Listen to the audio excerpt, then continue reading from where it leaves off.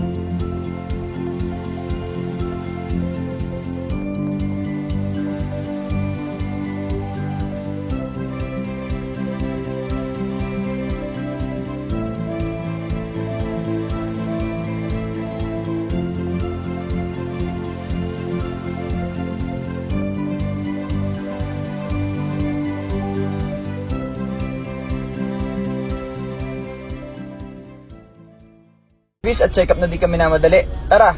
Dito merong graded, colored at contact lens for astigmatism. Wide variety din yung frame selection nila and very aesthetic and maaliwalas yung vibes.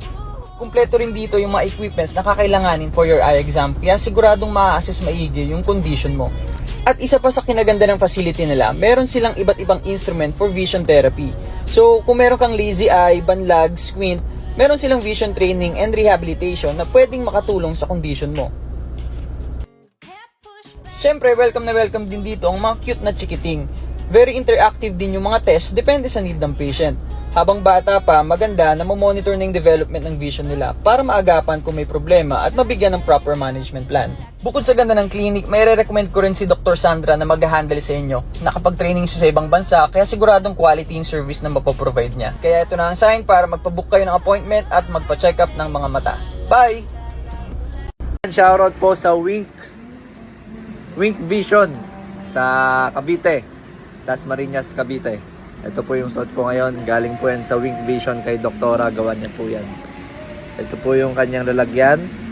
Napakaganda po ng quality. Ayan o. Sukat na sukat po sa akin. And ang dami po nila dong mga test para po talaga accurate yung inyong vision. And para po makorek yung mga eye strain nyo, yung mga problema nyo sa mata. Punta po kayo sa Wink Vision. Yan po, sa Cavite po yan. Malapit lang po yan, accessible po yan sa Aguinaldo Highway. Hi! Sa mapagpalayang araw po sa inyo lahat. Kayo ba ay nagtataka ba at malinaw sa amin ang mga violations ng pasaway sa EDSA? That is because of the eyewear I used. So this is provided for and made by Wink Vision, by Dr. Sandra and the rest of her team, who apparently is celebrating their 3rd year anniversary.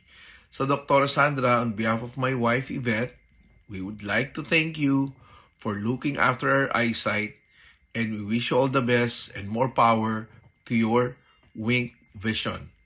So to the rest of the team, mabuhay kayong lahat. More power, Dr. Sandra. Maraming salamat.